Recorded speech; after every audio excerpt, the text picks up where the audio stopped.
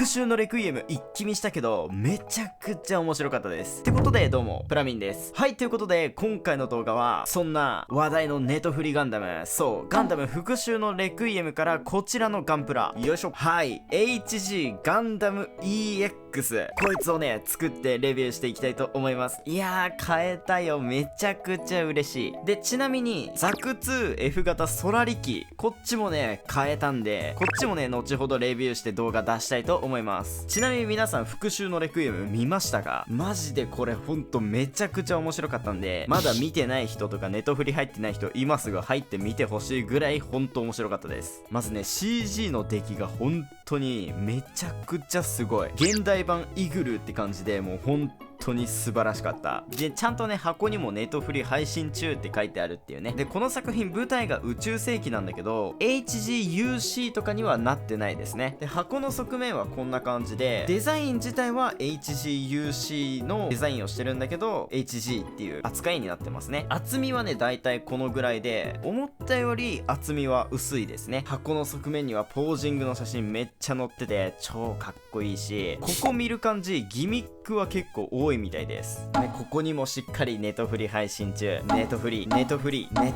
しっかりね宣伝も忘れてません。それにしてもね本当にこの作品見た人ならわかる、こいつがまさしく白い悪魔です。マジで箱絵もちょっと怖いもんね。ってことでね早速気になる中身見ていきましょう。ではいざ開封。やっぱランナーは結構少ないかもって思ったけど意外とそうでもない。はい、ランナーの袋は全部で3袋。はい、内容物はランナーが全部で8枚とサーベルエフェクト、ホイールシール、マーキングシール、軟質パーツ、説明書になってます。このキットねちょっと気づいちゃったことがある。こんな感じで小さくて細かいパーツが結構いっぱい入ってて構成されてるっていう感じな気がする。で気になるパーツなんだけど、劇中のディテール通りバッチバチに細かいディテールがすっごい入ってますね。これ確かバックパックのパーツなんだけど、こことかやばいですね。 RG なんじゃないかってぐらい、っていうか RG を超えたディテール量してる。すごいメカニカルな造形でかっこいい。でちょっと1個気づいたんだけど、ハンドパーツが軸接続ですね。珍しい。このパーツとかちょっと開口されてる、ここすごいね。これはフレームのランナーで足裏とかディテール細かいし肉抜きないんだね。これ素晴らしい。っていうかこのキット意外とフレームがフレームとしてしっかりあるタイプのキットかもしんない。でこれがグレーのランナーで、モールドの彫り込みはねしっかり深くなってますね。これが赤いランナーなんだけど、赤い部分これしかないです。もうねめちゃくちゃこのガンダム EX 真っ白で、軟質パーツは多分ガトリングの弾の部分かな。でサーベルエフェクトは HG では珍しい SB12 が入ってますね。確かちょっと太いやつだった気がする。ホイールシールはこんな感じでちょっとした部分の補填箇所かな。シールドのこの連邦エンブレムとかは結構でかい部分だね。でマーキングシール、このガンダム EX は結構この赤いラインがね特徴的なんで、マーキングシールはかなり効果的な気がします。でラスト説明書のレイアウトもねしっかり HGUC になってますね。ってことで早速このガンダム EX 作っていきましょう。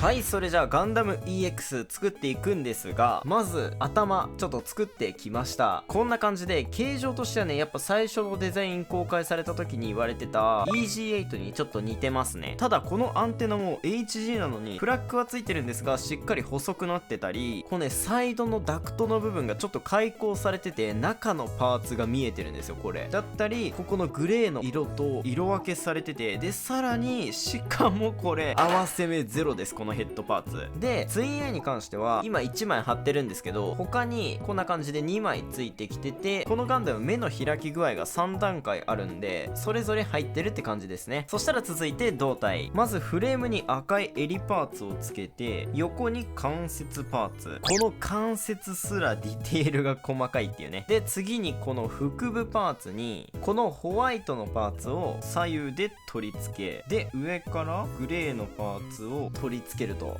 マジどこ作っても情報量がすごい。でこれをさっきのフレームに取り付ける。そしたら後ろからホワイトのパーツで挟み込んで、側面からグレーのパーツで、お腹に赤いパーツで、胸部にダクトパーツ、さらに前からダクトカバーを取り付ける。いやすごいかっこいいな。で肩の横にもパーツと首パーツ、胸部パーツを取り付けて、これで胴体完成ですね。 HG とは思えない情報量ですごい。今までの HG とちょっとね組み立て方が本当に全然違うので、作ってて楽しい。なんかガンプラ作ってる感じがちょっとしないかな。すごい面白いです。で頭部の接続はボールジョイント、いいね、もうかっこいい。そしたら続いて腕部。肩もまずこんな感じでフレームを作って、そこに外装を取り付け、上からもパーツ、肘関節はこんな感じで二重関節で、下からグレーのパーツを取り付けて、手首のパーツを取り付けて、左右で装甲の挟み込み。個人的に腕部、この肘関節と手首のディテールがめちゃくちゃかっこいい。そしたらホワイトの外装をスライドして取り付け、反対側もスライドして取り付け、で最後にこのパーツも上からこう取り付けて、肩アーマーを取り付けて、軸でハンドパーツを取り付けて、これで腕部の完成です。めっちゃ骨っぽいね。でこの腕部軸接続なんだけど、この手首自体がこうやっ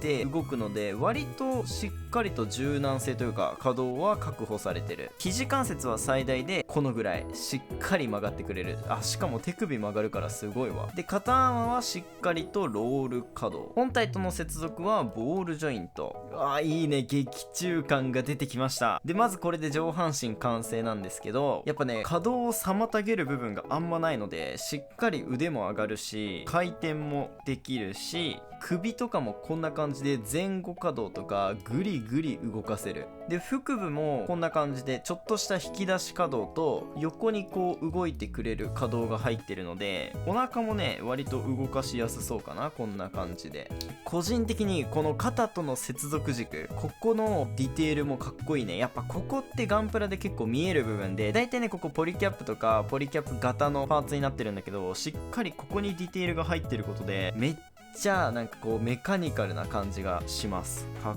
こいいね。今気づいたんだけど、ここの装甲付け間違えてたんで直してきました。そしたら続いて腰部。このフレームに装甲を取り付けて、後ろからも取り付け、脚部の接続軸は別パーツになってて、軸自体がこうやって動くっていう構造で、腰部前からちっちゃいホワイトのパーツと赤いパーツを取り付ける。ここはねこのエンブレムをシールで取り付けるっていう構造になってます。フロントアーマーはホワイトのパーツにグレーのパーツを取り付けて、これをフレームに差し込むっていう方式なんだけど、ちゃんとグレーのパーツとフレームのパーツでこのフロントアーマーを押さえつけてるから、パーツ多分ね取れることないですね。これ最高。リアアーマーも同じ構造。サイドアーマーは軸で取り付けて回転して、でそのパーツを側面にこう取り付けるっていう感じなんだけど、これ全パーツしっかりフレームとね押さえつけてくれてるから、多分ねあんまほんとポロリしないと思います。しかも全部のアーマーしっかりと動いてくれる。で本体との接続はボールジョイント。そしたら本体ラスト脚部。まずスリッパパーツ裏側にグレーのパーツを取り付けて、上からホワイトのパーツで蓋をする。アンクルアーマーを取り付けて、まずはこれでスリッパパーツ、ここに親指みたいなのが造形されてるんですよね。設置性がいい。で脚部本体の方はこんな感じで完全フレーム構造になってて、ここだけ見たらもはや RG ですね。膝も二重関節になってて、フレームの状態だと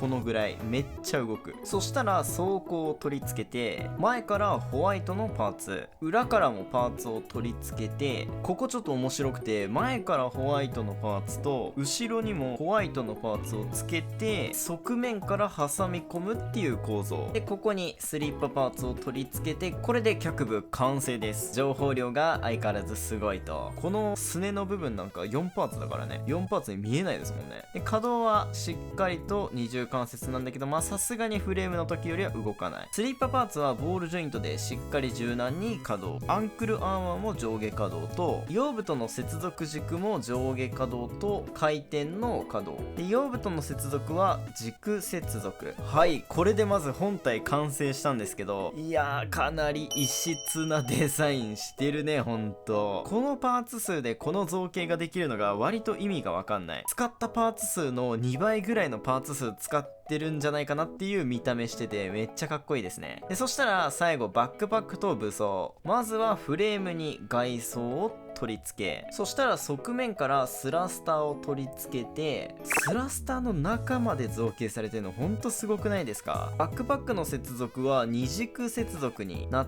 てて、これ普通のガンプラの二軸いけんのかな？これいけますね。普通のガンダムのバックパックも付けられるわ。次にガトリング、軟質パーツを通して左右で挟み込み、ここはちょっと合わせ目出ますね。っていうかちょっと消すのめんどくさそう。これは先っぽに重厚のパーツをつけて、この丸いパーツに玉を差し込んで別のパーツで蓋をする。こんな感じ。最後にこのかっこいいやつで挟み込んで、これをバックパックの上に取り付けてガトリングを回してここに装備するんだ。こういう感じで、ここがこうやってしっかりと動くことでガトリングが展開できると。最後にサーベルラックを組み立てて、ビームサーベルを3本ぶっ刺して1本は余るのかな。これを背面に取り付けて、これでバックパック完成。ここもねしっかりこう動いて、でしかもサーベル自体がこうやって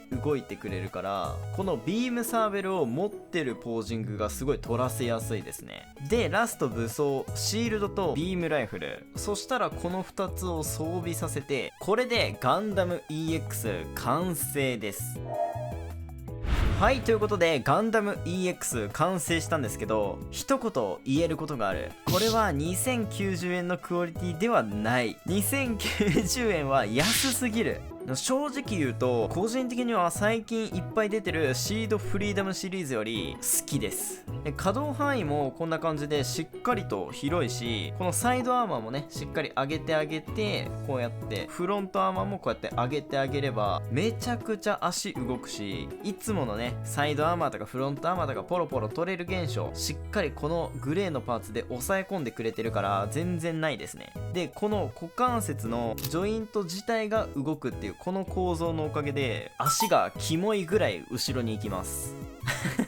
これやばいね。でちょっと気になるポイントここなんだけど、足のロールの可動がここでね止まっちゃうんですよね。なんでかっていうとちょっと見にくいんだけど、このジョイント部分がこんな感じで干渉しちゃうんですよね。なのでちょっとロールがね足りなくなっちゃうんだけど、正直ここ後ろ側削っても多分ねあんま問題ないと思うから、可動広げるならここ削っちゃっていいんじゃないかなって思います。あとはこのシールなんだけど、どうしてもイエローの成型色のパーツが入ってないから、この黄色で色分けされてる部分は全部シール補填になっちゃってて、この地球連邦のエンブレムとかここがねちょっと色分けされてないのは塗装した方がいいかなって思うんですけど、ちょっと塗装したことない人には若干難易度高そうな形状してますね。ガンダム EX に踏まれる体験できます。種打ちとかもねしっかり決まるんだけど、なんかどのポージングさせてもどことなく不気味というか怖さを感じるこのガンダム。やっぱり可動域広いのでこんな感じでしっかりね膝立ちもさせることができますね。なんか変にポージング取らせるよりこうやって立ってるのが一番怖いかもしんない